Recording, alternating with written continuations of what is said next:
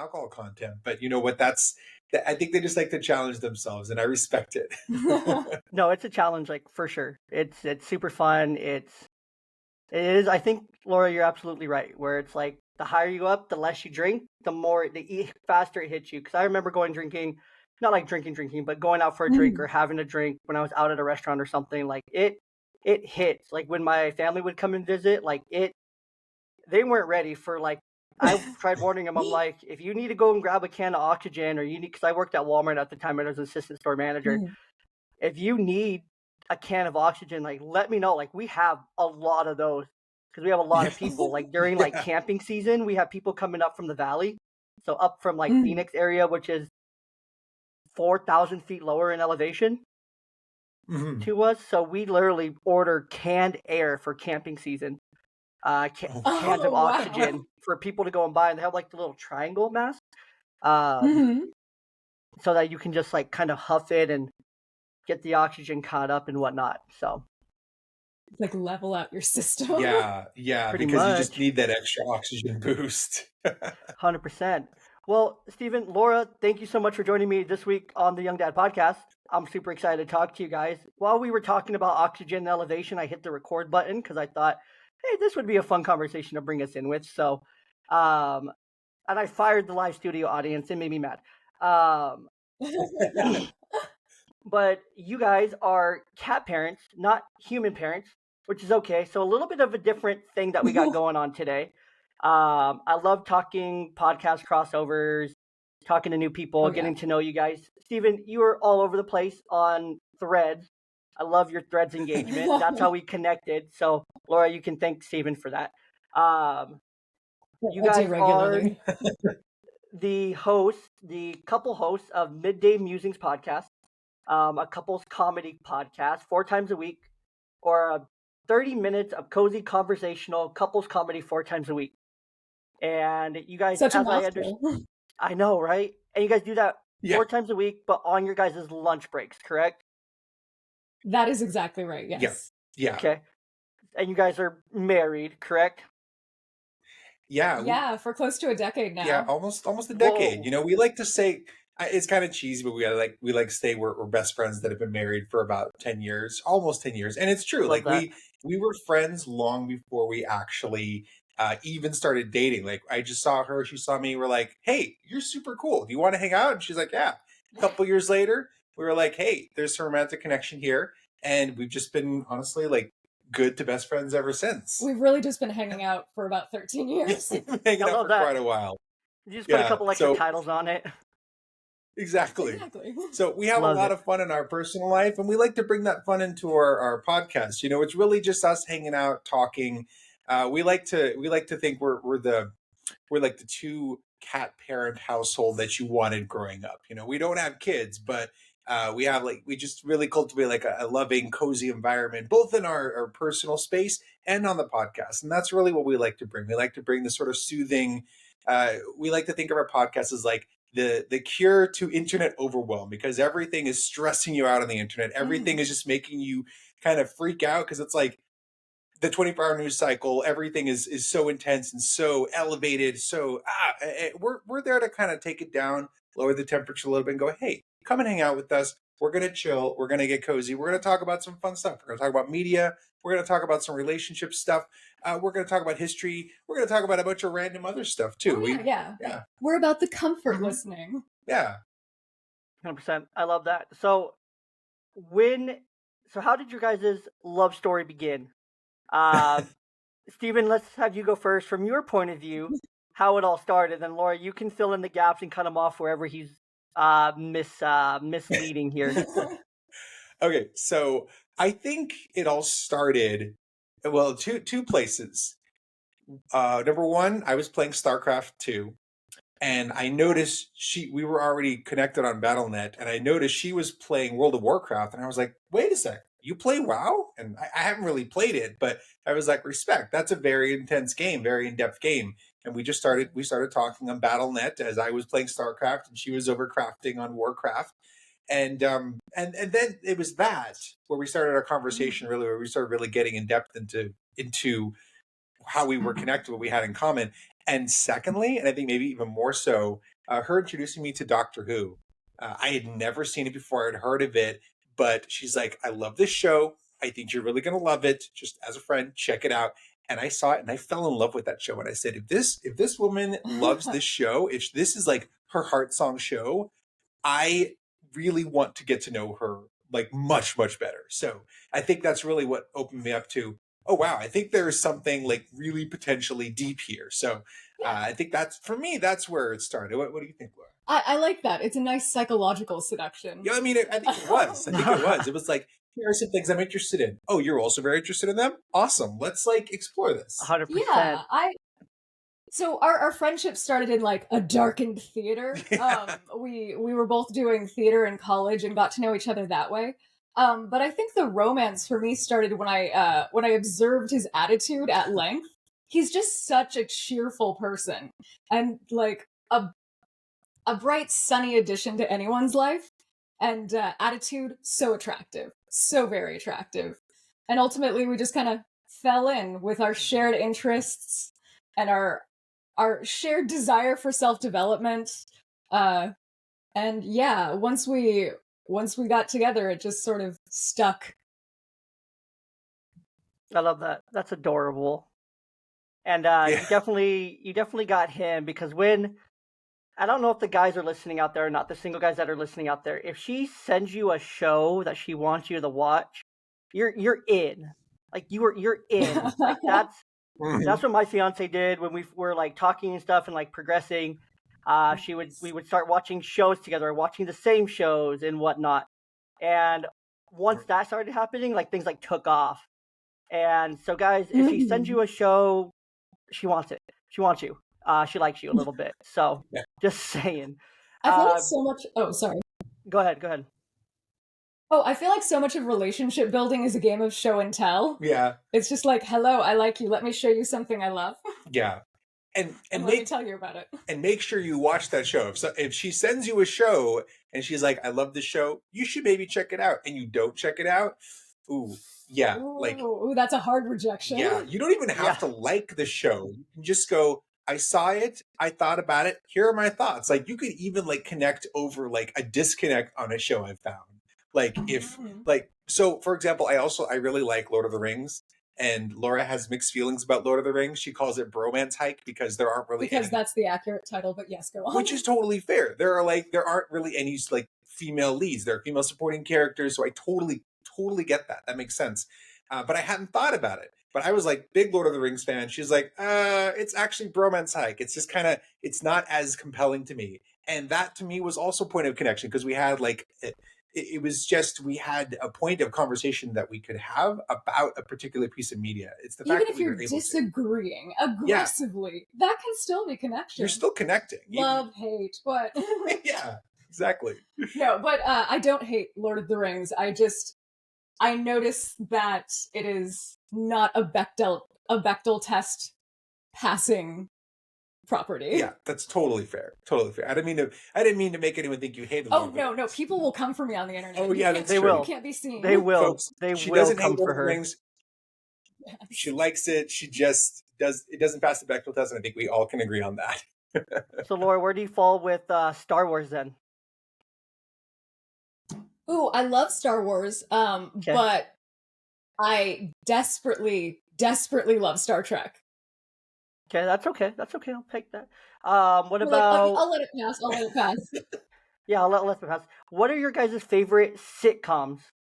Like multi-season sitcoms that you guys absolutely love, like as individuals, or as like a couple? Since we're kind of on the topic here. I love this question. It's a beautiful question. And the answer for me is 30 Rock. Yeah. Like, same. I rewatch it consistently as like a comfort show at night. Oh, same. Absolutely. Yeah. 30 Rock. You're in the same room. So. Yeah. 30 Rock is like, that's kind of our go-to, honestly.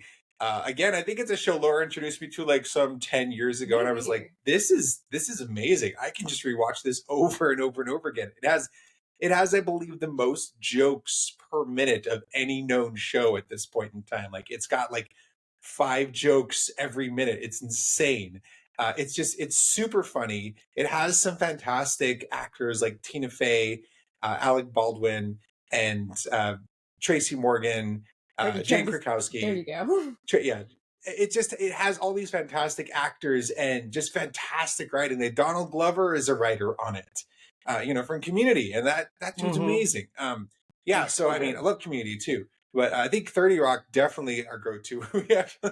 We called out that in our podcast. 30 Rock is kind of required supplementary viewing. Yeah. There are references in almost every episode. It's almost alienating. That's what I was gonna say. It is almost alienating. I hope it isn't, but for those who like 30 Rock, they'll probably love the podcast because we just sprinkle them in sometimes. We'll like reference random songs like Werewolf Bar Mitzvah or Muffin Top and just kind of throw that out there to see if people catch it. Also, special shout out to The Good Place. Oh my gosh, Good Place is freaking fantastic. Some good shows. Good shows.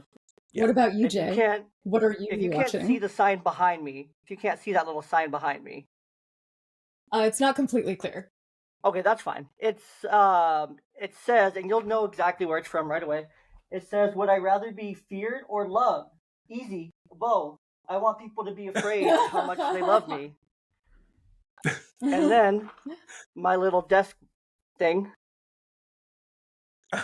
Perfect. Nice. So if that doesn't say it, then that should say it. On my desk at work, I have a Stanley mug. It's just a picture of Stanley's face from The Office. That says, "Do I look like I'm kidding?" So it's a Stanley mug. It's a top of the line Stanley mug. I don't even know how I came across it. It was random. Like I wasn't even looking for it. It found me. That's how much The Office loves me, and I love The Office. I was at Ross, and I was just shopping at Ross. I think I was getting some clothes or something, or maybe I was getting a present I don't remember why I was there. But as I'm going to check out, waiting in the absurd line that is the Ross checkout line every single time you go. Oh yeah. It was in one of those like random like bins of like essential like clothing, like socks or something random. And it was just there, and I saw it. I'm like, I have to have this. This just found me. And so I put it in my car. I think it was like $6. Never looked back. Nice. That's a beautiful love story. Yeah. Beats so ours by The Office is by far my top favorite sitcom. Love Community. I love. I'm a big How I Met Your Mother fan, even though that one's a little, out there. Trying to think of what else. I love Scrubs. I love Psych. Dude, Scrubs is great. I haven't seen it in a ton of years, but it is still really good. Going back and looking at it, it still holds up. Good. Yeah. Oh yeah. When I went to a Comic-Con, maybe like that's more than 5 years ago now. Holy crap. 7, 8 years ago now. Holy crap, I'm getting old. When I went to a Comic-Con, the panel people were the two main actors from Psych, and that was super exciting. So I love me some Psych. I love me some Scrubs. I love me some How I Met Your Mother. Love me some Office. I love that it's on Peacock. I use Peacock way too much. Dude, yes. Yeah. Peacock has some solid shows. Paramount Plus also has some really. I love Paramount Plus for my kids because it has all the Nick cartoons and like the old Nick cartoons, like the 90s Nick cartoons, like Rugrats and Rocket Power, Cat Dog, Rocko's Modern Life. It has something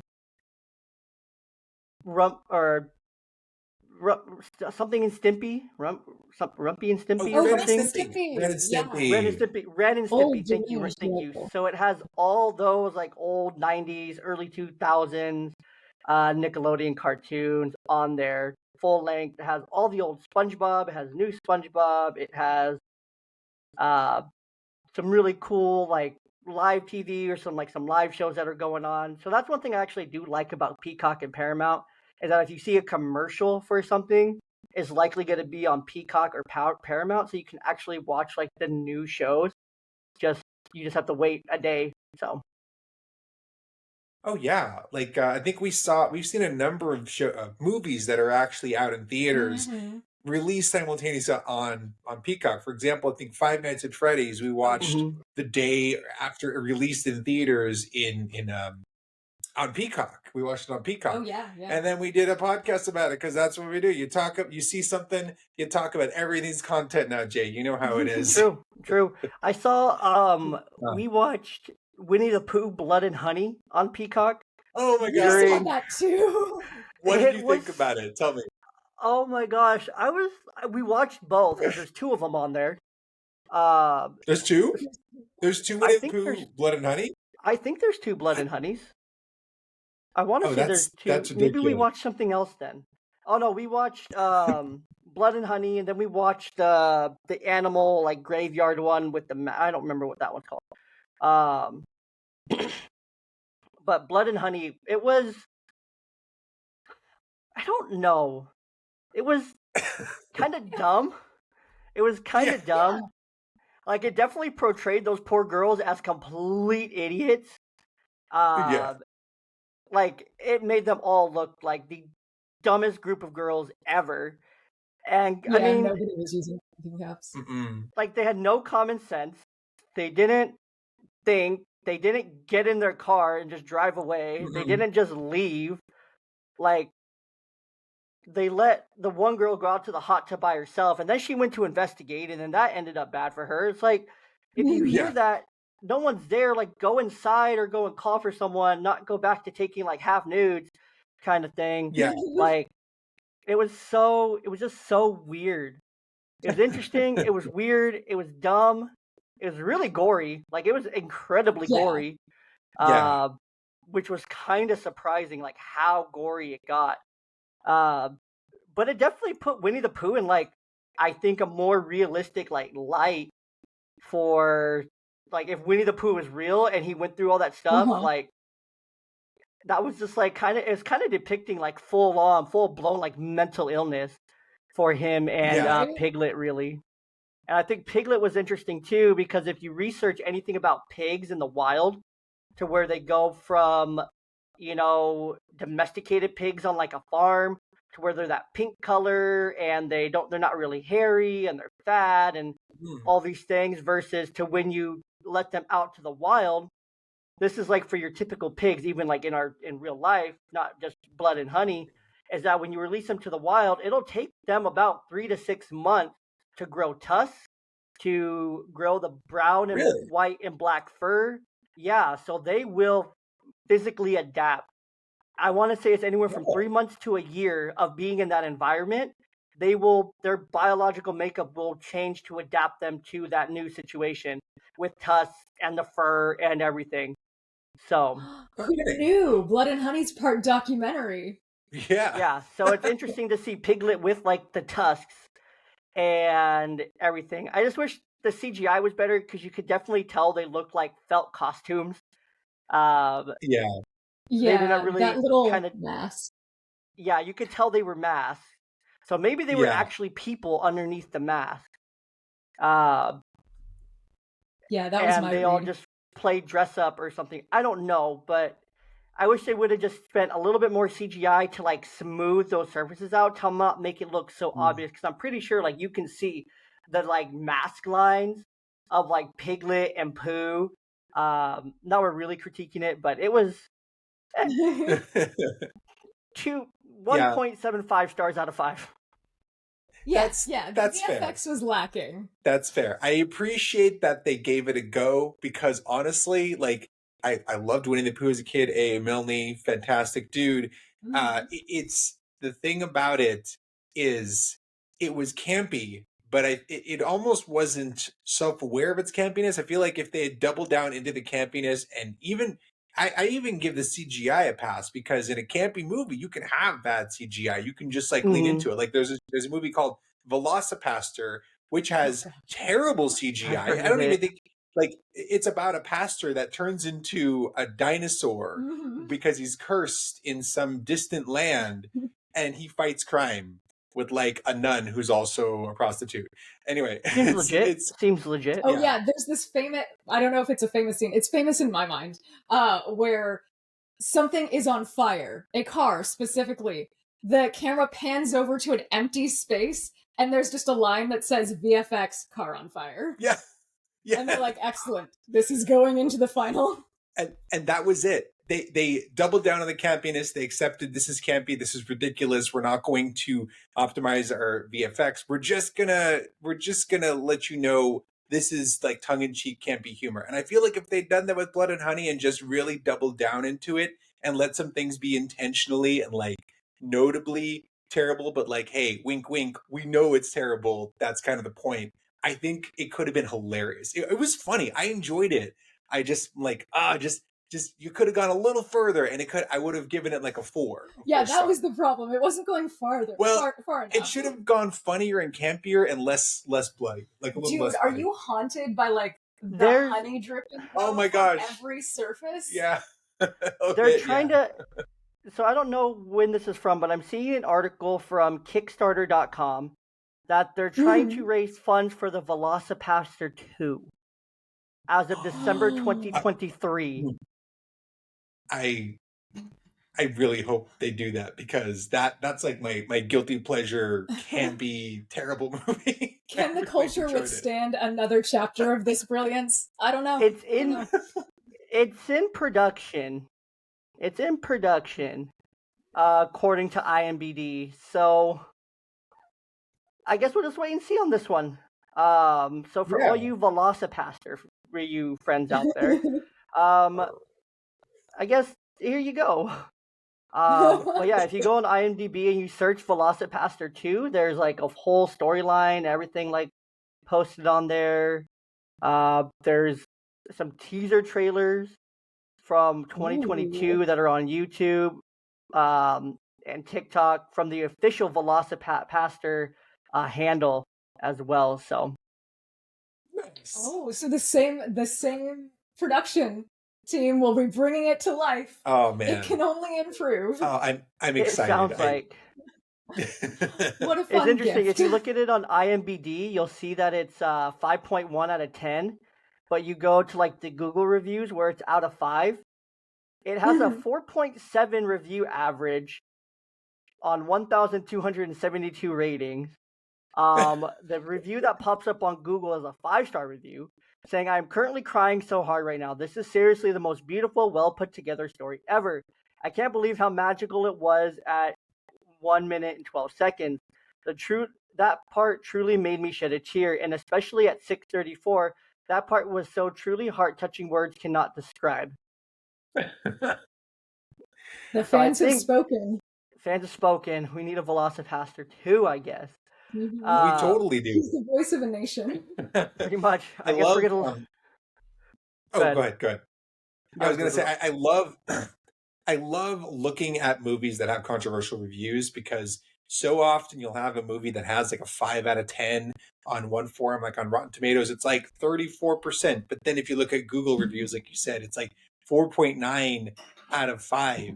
And those are the ones that intrigue me, the ones that get skewed reviews. Some people love it, the critics hate it, or the critics love it and the people hate it, because that means you got something there, you know. And Rubber is another one. I don't want to tangent us too much, but Rubber is another movie that's like, have you heard of it? Mm-mm. Okay, so Rubber. Oh boy. Okay, so Rubber, I actually fell asleep during the second half of it, but boy, what a crazy ride during the first half. But that's just because I was underslept at the time. Mm-hmm. It's about a murderous tire, an actual tire that kills people. Like it starts out silently, and it's just a tire on the side of the road, and it just kind of starts shaking a bit, completely silently at the very beginning of the movie, and then it just pops up, and then it just starts rolling, and it just starts rolling and starts killing people. Yeah, it has awakened, and all it knows is rage. Yeah, there's no explanation for why this tire has become sentient movie? or why it's killing people. But that's exactly it. But that's all it wants. Yeah. Yep. And this is the one right here. It's insane, and I really enjoyed it. Huh. Interesting. I will have to check this one out. This is weird. A murderous tire. Yeah. But back to the Blood and Honey 2. So there is a Blood and Honey 2 coming out. March 26, 2024. There's a second one coming out. And I guess the plot behind it is, if you see the first one, Christopher Robin escapes. He goes and exposes the 1,000-acre wood or 100-acre woods, and he exposes all of it, and then he has to basically try to heal and survive the trauma because yeah, it's go and watch the first one. Oh, you've seen the first one. So he basically exposes them for what they are, and then now I guess they're after him or something. I don't know. It's coming out. There's a Blood and Honey 2, so that should be interesting to say the least. So Yeah, a little more than a month away. Yeah. The saga of Christopher Robin and two of his friends goes on. Winnie the Pooh, Blood and Honey 2. More bloodier, more honeyer. They Part say two. the worst enemies that you have were once your close friends. Wait, they don't know because it's only Pooh. Pooh's the only one left because they killed Piglet. Oh, I'd forgotten. Yes. You know, So it's maybe just they'll get Pooh. since they have the first one done. Maybe they'll have better budget for CGI. Maybe they'll improve the writing a little bit. I think it has potential promise. I believe in its possibility to get better. I think there's a lot of pathos there between Pooh and Christopher Robin. It could be explored. Yeah, no, I think there's some good stuff there. I can't remember. Did all the other ones get killed off by Pooh and Piglet? I know that they ate Eeyore. Yeah, I know that they ate Eeyore. But I can't remember the fate of the rest of them. Yeah. Ooh, maybe one of the other ones comes back and fights them. Maybe like Owl or Rabbit comes back. I think so. Like Owl, because that's what it says on Google. It says like Owl, what happened to Owl? What happened to Rabbit? What happened to Tigger? Like there's like questions about it. So there's probably a pretty deep subreddit about this somewhere out there. Yeah, I'm sure. But all right, let's jump in here. For you guys being together forever, basically 13 years, more or less, what kind of things have you found successful when it comes to, I guess, balancing your guys' relationship together? One thing you guys had mentioned in the questionnaire is establishing boundaries. So how have you guys established like those boundaries within your relationship, outside of your relationship, and what are some of those boundaries what do those boundaries look like for yourselves as individuals and within your relationship? Let's see. Boundaries.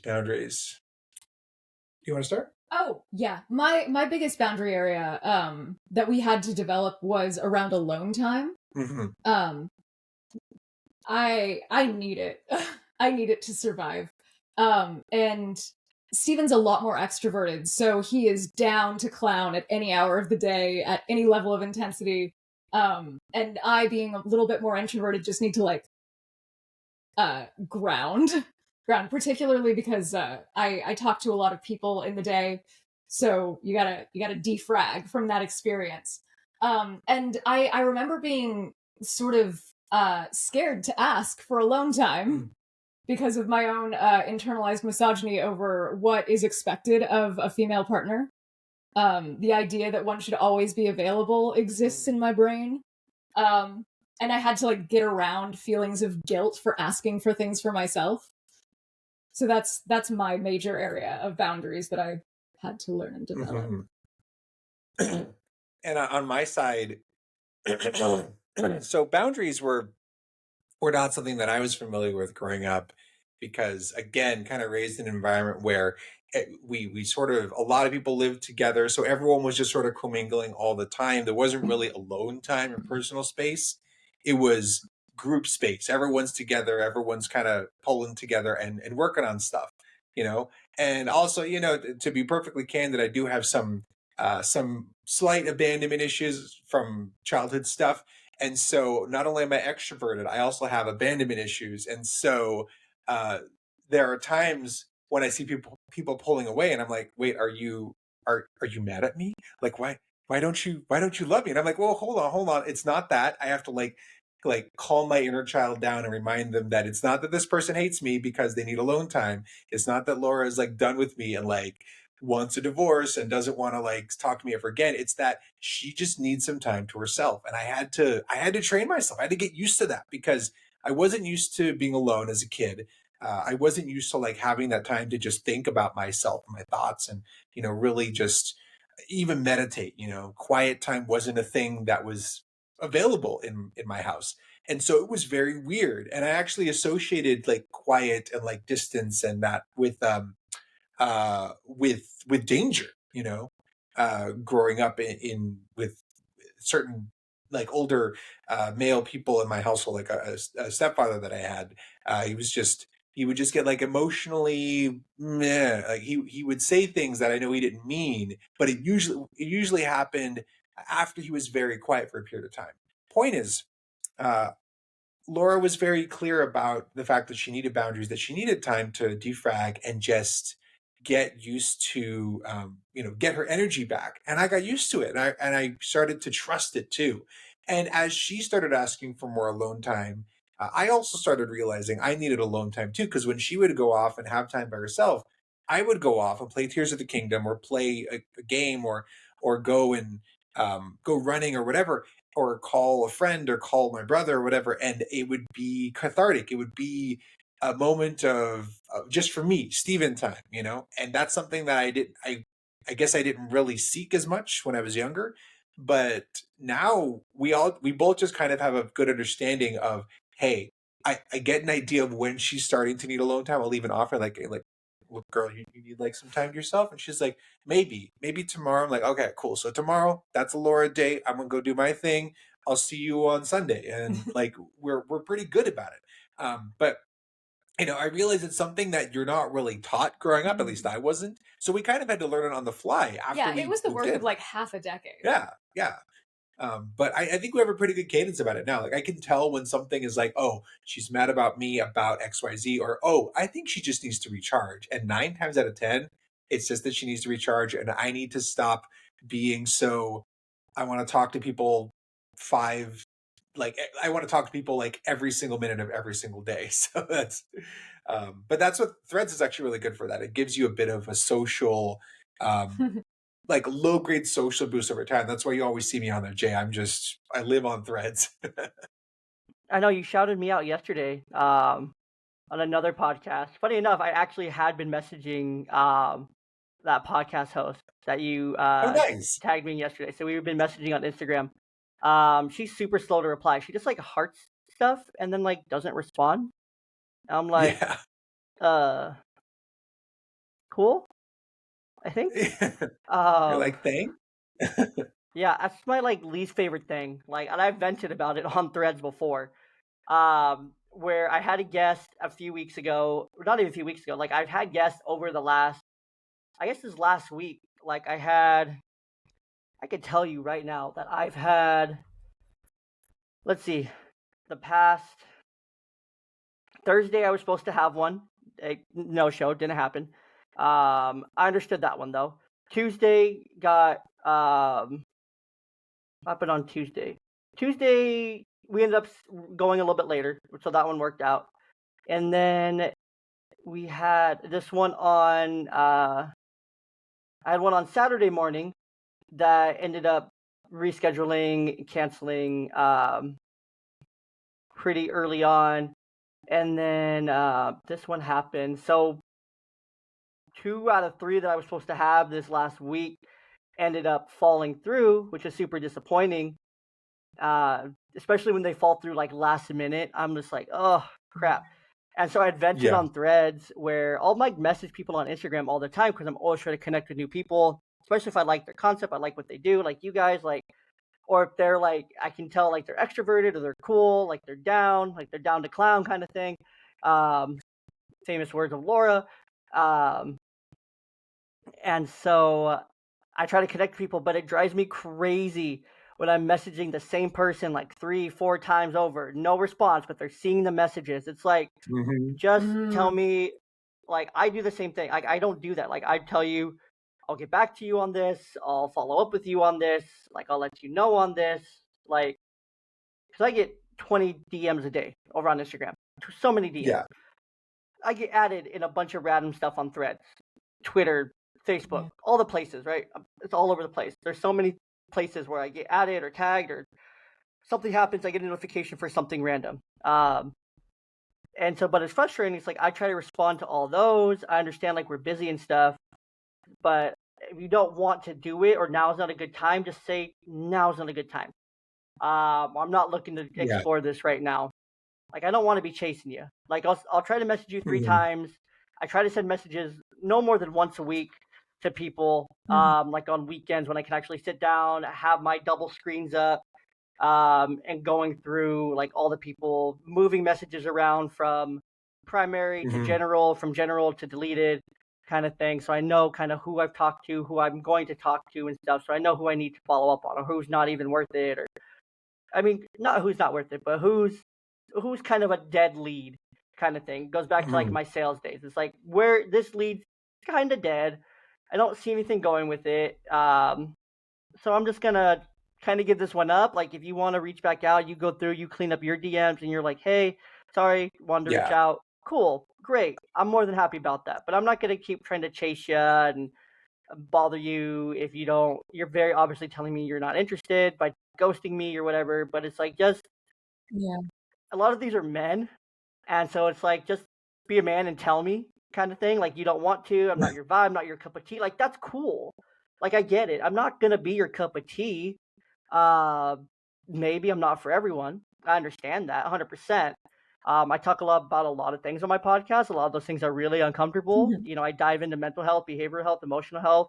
I dive into stories about, divorce and um, Yeah. all the things that a dad might go through today, co-parenting, all the things. I share my story. I invite them to share their story. We share stories, experiences, and whatnot. Maybe I have too many coaches on, so there's too much rah-rah in your earballs. Which I mean, maybe there's too much religion because I'll talk about whatever I want on my podcast. It's my podcast. If I'm religious, I'm going to talk about religion. I'm going Yeah. to talk about what I want. So if it's not your cup of tea, it's not your cup of tea. Cool. But I think I'm a little bit of something for everyone because I was that kid, maybe Stephen, like you, back in school and whatnot, where it's like I hung out with everybody. Everybody knew who I was. I was cool with the theater kids. I was a theater kid. I was also a jock. I was also a nerd.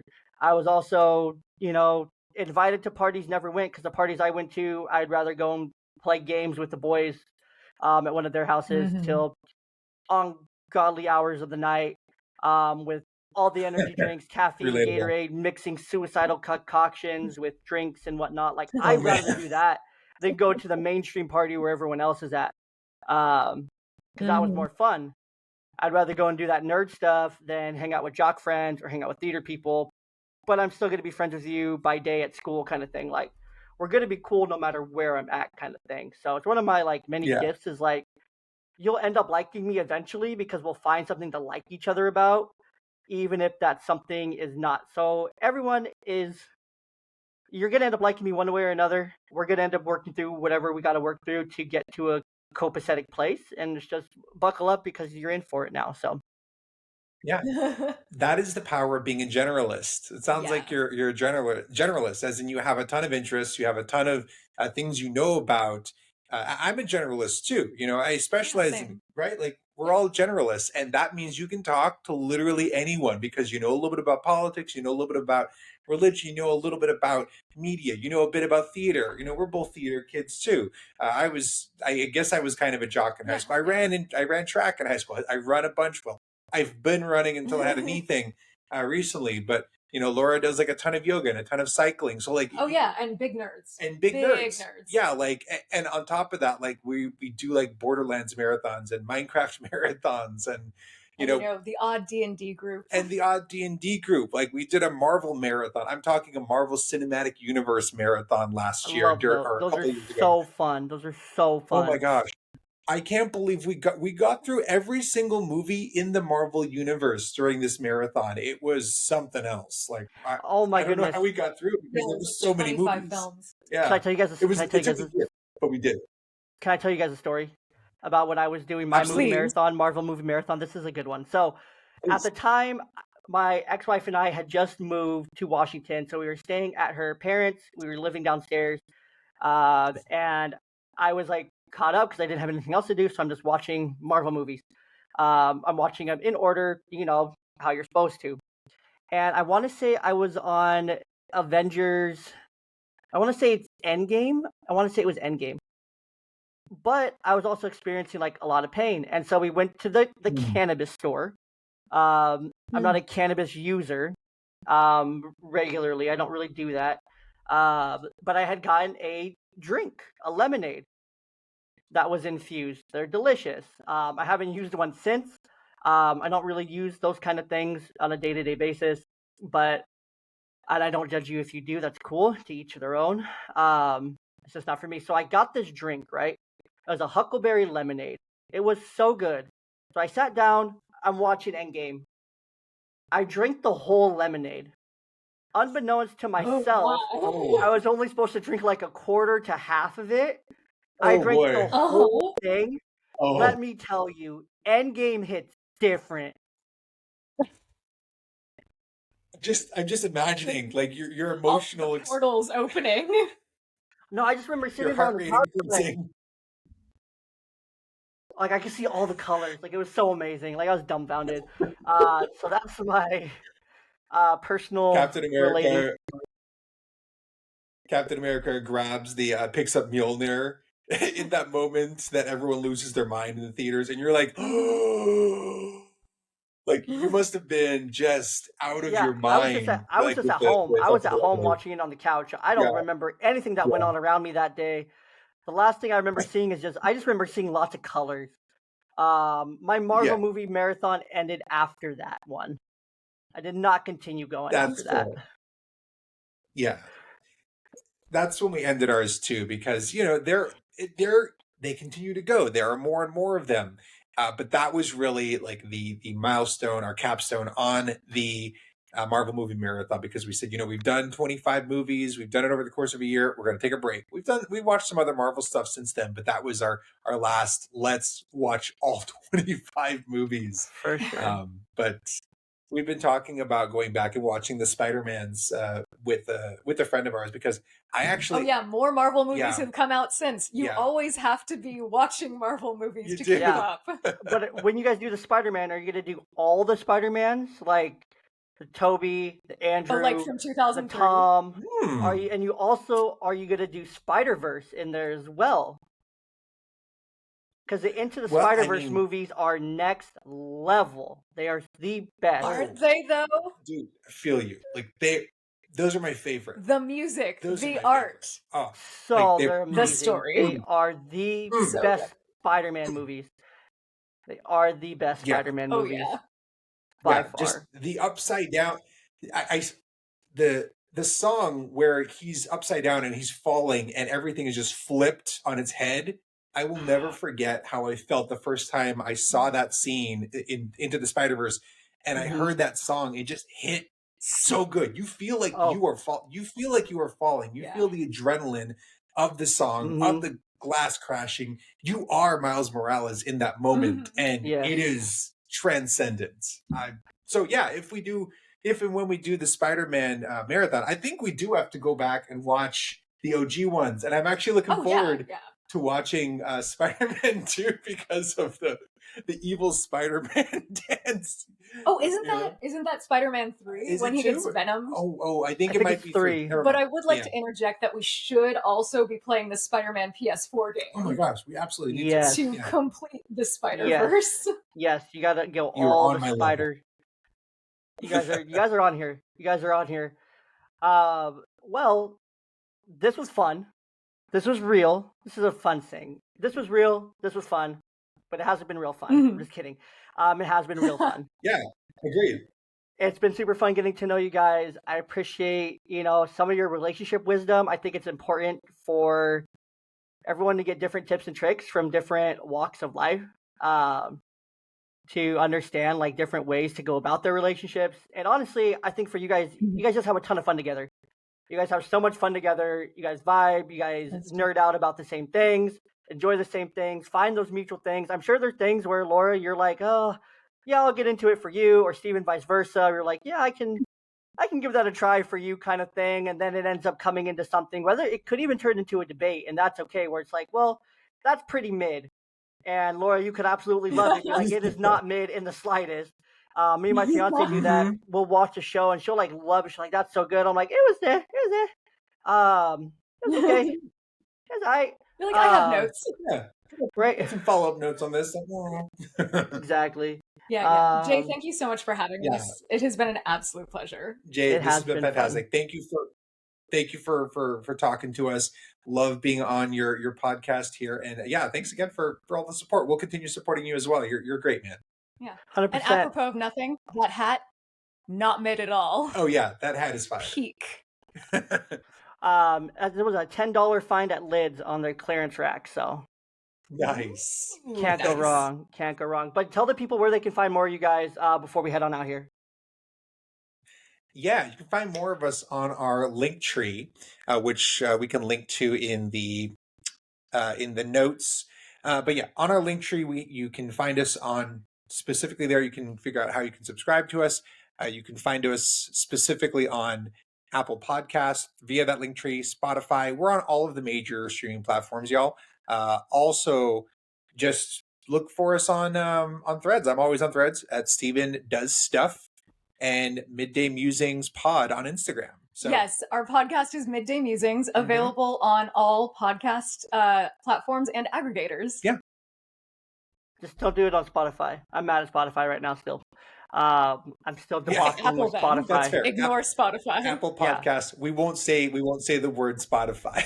Yeah, we're upset with Spotify right now. So fun fact, just before we end here, I'll give you guys an exclusive update on that because I haven't posted it yet. So they removed my show off of Spotify, completely took down my Spotify for podcasters, everything. Took it down because I Oh, snap. violated terms of service in some way, shape, or form. I don't know how.